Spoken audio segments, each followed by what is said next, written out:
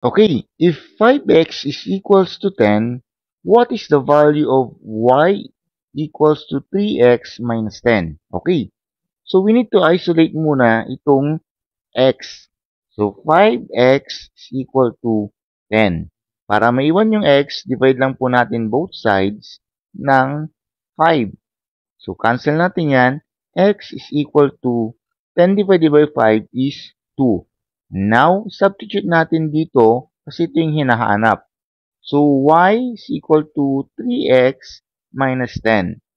So, y is equal to, substitute natin yung value ng x which is 2, 3 multiplied by 2 minus 10.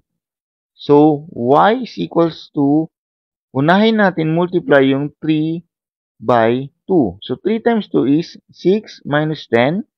Y is equals to 6 minus 10 is equal to negative 4. The answer here is letter D. I hope you got this one and follow for more tips, updates, and tutorials for your coming exam. God bless.